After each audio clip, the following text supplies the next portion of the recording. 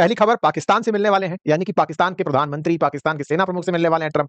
वहीं दूसरी खबर, भारत में अपना प्रतिनिधि भेजे हुए हैं ट्रंप। आज की तारीख 16 सितंबर के दिन अमेरिका का प्रतिनिधिमंडल इंडिया आया हुआ है ट्रेड वार्ता करने के लिए। अगेन ट्रंप फिर से वही कर रहे हैं, क्या फिर से भारत पाकिस्तान को एक साथ साधने का प्रयास कर रहे हैं।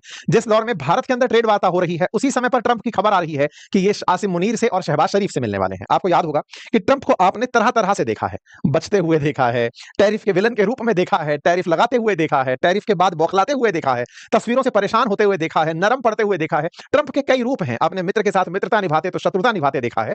आपने ट्रंप के विभिन्न रूपों में से आज ट्रंप समाचार में आप और मैं चर्चा कर रहे हैं आसिम मुनीर और शहबाज शरीफ से इनके मिलने की घोषणा से, और दूसरी तरफ भारत में आई हुई ट्रेड वार्ता से। दोनों के मायने समझेंगे कि क्या कोई वार्ता होगी या केवल ये न्यूज में सुर्खी में बने रहने का एक और तरीका निकाल करके चर्चाएं चल रही हैं। हेडलाइंस देख सकते हैं कि पाकिस्तान के PM Shehbaz Sharif likely to meet Trump, ऐसा न्यूज के अंदर निकलकर आ रहा है। तो कुल मिलाकर के शहबाज शरीफ जो थोड़े दिन पहले एससीओ की समिट में चीन गए हुए थे, अब अचानक अमेरिका क्यों जा रहे हैं, आज के सेशन में जिक्र करेंगे। आसिम मुनीर तो पहले ही मिलकर आ चुके, अब वापस क्यों जा रहे हैं। ऐसा तो नहीं है कि आसिम मुनीर पहले मिलने गए थे, अब शहबाज शरीफ को लेकर जा रहे हैं कि चलो मिला के लाते हैं अपने दाता से जिसने हमको थोड़ा पैसा दिया क्रिप्टो के अंदर। तो कुल मिलाकर के ट्रंप का क्या खेल है, इसको डिकोड करने का प्रयास करते हैं। इससे भारत जो हाल ही में ट्रंप के बदले हुए भाव से खुश हुआ था कि हाँ अब कुछ तो शायद इनके बीच कॉन्क्रीट हो सकता है, उनके साथ कुछ गलत तो नहीं होना, शरीफ आसिम मुनीर के साथ साथ मिलने पहुंच रहे हैं। डोनाल्ड ट्रंप से मिलने की बात इनकी अगले हफ्ते में संभावित है, कहा जा रहा है 25 सितंबर को ये मिल सकते हैं। कहां मिल सकते हैं अब वो ही समझ लीजिए। देखिए दुनिया के अंदर जब सेकंड वर्ल्ड वॉर खत्म हुआ तो दुनिया दोबारा तीसरे विश्व युद्ध की तरफ ना बढ़े, तो उसके लिए दुनिया के देशों द्वारा एक मंच गठित किया गया जिसका नाम यूनाइटेड नेशंस था, जहां चर्चा की गई कि दुनिया के 5 पावरफुल देशों को वीटो दे दिया जाए, ताकि उनके वीटो से कहीं भी दुनिया में अगर रिफ्ट पैदा हो तो ये देश मिलकर तय कर लें कि नहीं साहब युद्ध नहीं करना है। तो 1945 के बाद से अब तक तृतीय विश्व युद्ध तो नहीं हुआ है, लेकिन दुनिया में युद्ध कहीं रुके भी नहीं है। वर्ड इन्वॉल्व तो है, लेकिन बस वो वर्ल्ड वॉर नहीं कहला रहा है। तो यूनाइटेड नेशंस की जो स्थापना सेकंड वर्ल्ड वॉर के बाद तृतीय विश्व युद्ध को रोकने के लिए हुई थी, उसी यूनाइटेड नेशंस का मुख्यालय अमेरिका में है, और यहां पर हर साल बैठक होती है दुनिया भर के राजनेताओं की या दुनिया भर के राष्ट्राध्यक्षों की, अपने अपने रिप्रेजेंटेटिव्स के माध्यम से, या खुद राष्ट्राध्यक्ष यहां पर पहुंच जाते हैं। ऐसी ही एक हाई लेवल मीटिंग 2025 के अंदर सितंबर में प्रस्तावित है। ये जो सितंबर के अंदर प्रस्तावित मीटिंग है, इसी मीटिंग में प्रधानमंत्री नरेंद्र मोदी का भी जाना प्रस्तावित था।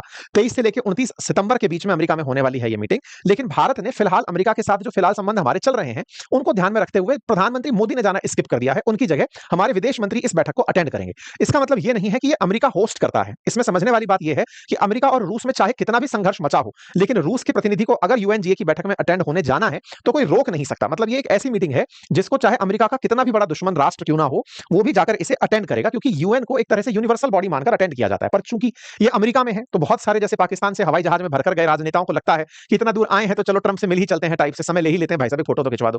इस तरह से जब ये लोग भी वहां जाते हैं तो सोचते हैं कि फोटो खिंचवा लें, तो उसी की साइडलाइन में आसिम मुनीर और शहबाज शरीफ जाकर मुलाकात करेंगे। आसिम मुनीर शहबाज शरीफ को अकेला नहीं छोड़ते, उन्हें पता है कि ये जाकर फिर से कटोरा लेकर खड़ा हो जाएगा। ऐसे में बेचना है तो सेना को मिलाकर बेचो, जैसे ईरान इजराइल के मामले में पाकिस्तान दिया था। ये वीडियो वायरल भी हो रहा है, लेकिन वो 25 जुलाई का रेफरेंस यूज करते हुए कह रहे हैं कि भारत ने अमेरिका से भी मना कर रखा है कि भारत पाकिस्तान मसले में हमें तृतीय पक्ष की मध्यस्थता नहीं चाहिए।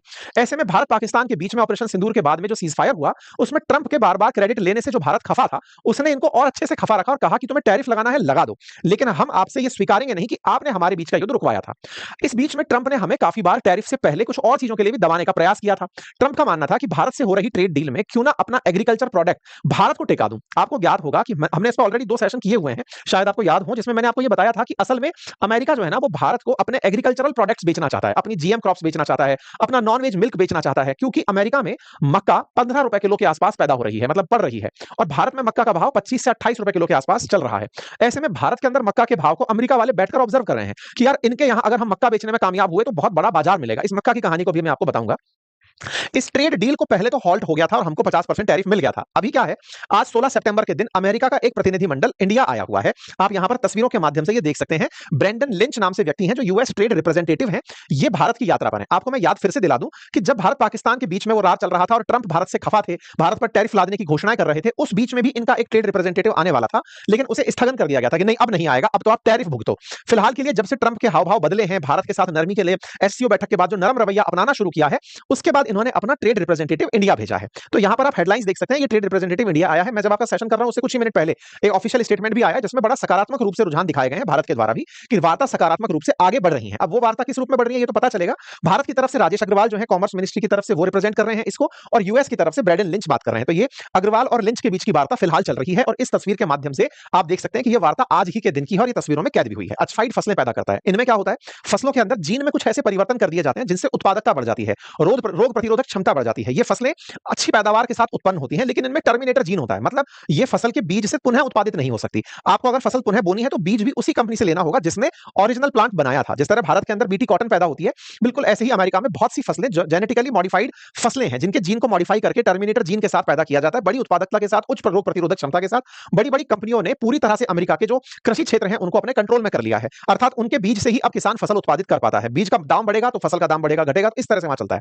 ऐसे ही अमेरिका में उच्च उत्पादकता के साथ मक्का पैदा की जाती है और अमेरिका में मक्का दुनिया की सबसे ज्यादा उत्पादित होती है।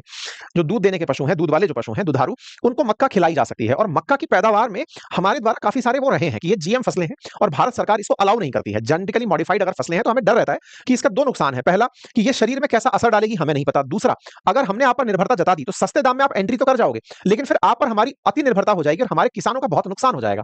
अमेरिका इन दिनों एक प्रयास कर रहा है और वो बड़ी खबर है। रशियन ऑयल के लिए जैसे इन्होंने पहले हम लोगों को प्रेशराइज किया कि आप तेल खरीदते हो इसलिए हमने आप पर सैंक्शन लगाए, अब अमेरिका के इन दिनों एक नए सुर निकले हुए हैं और वो सुर क्या है? इनका एक ट्रेड कॉमर्स सेक्रेटरी है, हॉवर्ड लुटनिक। बहुत ही वाहियात किस्म के मतलब बयान होते हैं इसके, बहुत ही पता नहीं कहां से समझ के बोलता है। मतलब ये वाणिज्य मंत्री है एक तरह से वहां का। ये बोलता है कि भाई देखो, आप और सब जगह से तो मक्का खरीद लेते हो, हमारे यहां से मक्का क्यों नहीं खरीदते हो? हमसे तो आप साथ, वही जो ट्रंप बात बोलता है, अब इसने मक्का ऐड कर दी उसके अंदर। अब आपके दिमाग में आएगा मक्का में ऐसा क्या है जिसको लेकर के अमेरिका बावला हो रखा है कि मक्का ले लो, भुट्टे ले लो, चल क्या रहा है? तो रशियन ऑयल से अचानक ये अमेरिकन कॉर्न तक कहानी कैसे शिफ्ट हुई है मैं आपको वो समझाता हूं। देखो कहानी क्या चल रही थी कि जो टैरिफ तेल को लेकर था उस पर तो अमेरिका की काफी भत्सरना हो गई कि साहब इंडिया के ऊपर तो आपने ट्रेड के चलते, तेल खरीदने के चलते प्रतिरोध लगा दिया, लेकिन चाइना का आप कुछ नहीं बिगाड़ पाए। तो इस बात पर अमेरिका को पीछे की तरफ हटना पड़ा। अभी ईयू वालों से कहा तुम भी लगा के दिखाओ टैरिफ, नाटो वालों से कहा तुम भी लगा के दिखाओ, मुझे ही बार-बार आगे क्यों निकाल देते हो? तो कहीं ना कहीं तेल वाले मामले पे तो ये पलटने वाले हैं। ये जो ट्रेड वार्ता चल रही है इसमें तेल पर लगाया हुआ जो 25% टैरिफ है, मतलब रशियन तेल के कारण जो अतिरिक्त हम पर 25% लगा है, इसको अमेरिका वापस ले लेगा क्योंकि उसको कहीं ना कहीं से बैकलैशेस देखने को मिल रहे हैं। अब ये मक्का की कहानी में कहानी कुछ इस तरह से है कि अमेरिका में बड़ी मात्रा में जो मक्का पैदा होती है वो एक्सपोर्ट होती थी और उस एक्सपोर्ट को खरीदार के रूप में मिलता था चाइना। चाइना ने जब ट्रंप के साथ वार्ता बिगड़ी तो उसने अपने किसानों से कहकर के वैसी वाली जो मक्का अमेरिका पैदा करता था उससे भी उन्नत किस्म की प्रोटीन के साथ में मक्का अपने यहां पैदा करवाना शुरू कर दिया। मैं लेकर चलूंगा आपको, पहले आंकड़ों पर चलते हैं। भारत के पास में 1.5 अरब के आसपास आबादी है और अमेरिका जो है ना वो बुशल मक्का जो है अपन को बेचना चाहता है। उसका तर्क यह है कि भारत इतनी मक्का इंपोर्ट करता है, 0.97 मिलियन टन मक्का इंपोर्ट करता है, उसमें से लगभग 0.53 मिलियन ये केवल म्यांमार से करता है, 0.39 मिलियन ये यूक्रेन से करता है। तो अमेरिका से फिर 1100 टन ही क्यों करता है?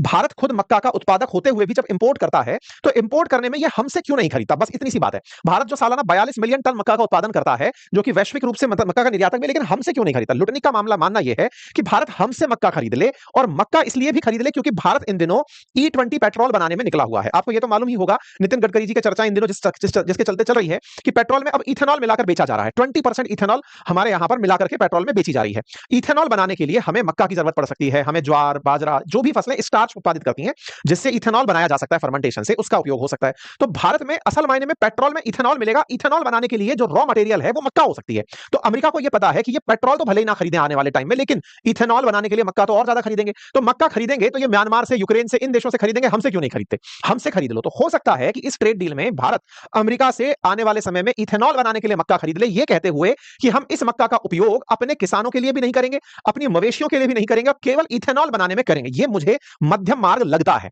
क्योंकि जिस तरह से बहुत तेजी से भारत ने इथेनॉल का उपयोग शुरू किया पेट्रोल में, 2030 तक का टारगेट था पेट्रोल में 20% अल्कोहल मिलाने का, 2025 से लागू हो गया।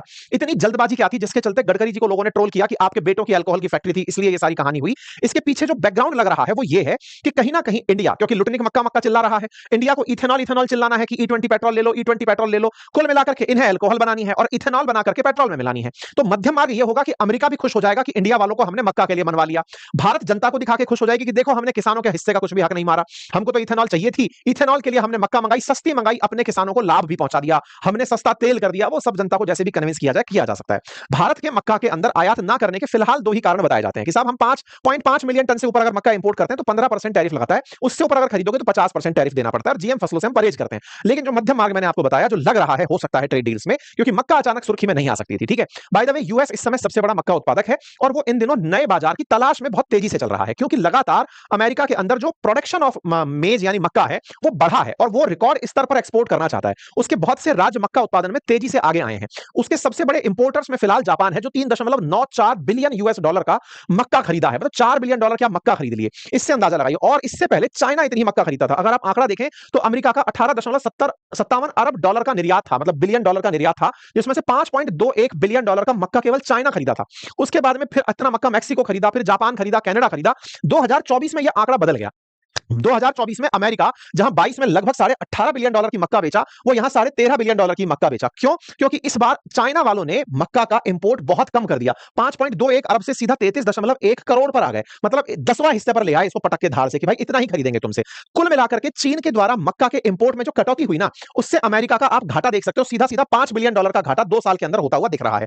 तो अमेरिका क्या चाहता है फिलहाल कि उसे बाजार की तलाश है। अच्छा, ये तो 2024 का आंकड़ा है। अभी जो चालू कैलेंडर वर्ष है, इसमें तो अभी तक चाइना ने केवल $24 लाख की मक्का खरीदी है। तो कुल मिलाकर अमेरिका से चाइना को आने वाली जो मक्का थी, उसमें भयंकर गिरावट आई है। रीजन मार्च में छपी ये खबर है, जिसमें चाइना ने खुद ने अपने हाई प्रोटीन कॉर्न का प्रोडक्शन शुरू कर दिया, फॉरेन सोयाबीन और कॉर्न को रिप्लेस करते हुए कि हम अपनी मक्का खड़ी कर देंगे, हम अपने हिसाब से सोयाबीन की फसलें बनाएंगे, हम बाहर से नहीं मंगाएंगे। तो ये जो आत्मनिर्भरता साइंस के आधार पर चीन ने पाई, इसने चाइना ने अपने आप को इतना डेवलप कर लिया कि हम अमेरिका से नहीं लेंगे। आप में से कुछ लोग हो सकता है ये कहें, फिर तो भारत को भी जीएम फसलें उत्पादित करनी चाहिए और उन्हें कमर्शियल पर्पस के लिए कि भाई इथेनॉल बनाने के लिए किसानों से कह दो, किसान खुद से ही इथेनॉल बनाने के लिए अलग से मक्का उत्पादित करेंगे। जीएम फसलें होंगी, उन्हें खाने में उपयोग में नहीं लेंगे, पशुओं को नहीं देंगे, केवल इथेनॉल बनाओ, पेट्रोल के साथ मिलाकर के पर्यावरण को बचाओ। तो भारत सरकार बजाय अमेरिका को परमिशन देने के अपने किसानों को परमिशन देकर चाइना की बराबरी कर सकती है। लेकिन ये तो देखने वाली बात है कि नेगोशिएशन कहां जाके सेट होते हैं। भारत के पास केवल इतना ही है कि साहब हमारे यहां मक्का खाई भी जाती है। और दूसरा बड़ा विरोध एक और भी है, अमेरिका की मक्का पड़ती है 15 रुपए किलो के आसपास अमेरिका के अंदर, बुशल के हिसाब से चलती है, वहां का बुशल 25.4 किलोग्राम के अराउंड होता है। 15 रुपए प्रति किलोग्राम के हिसाब से अमेरिका में मक्का पड़ती है।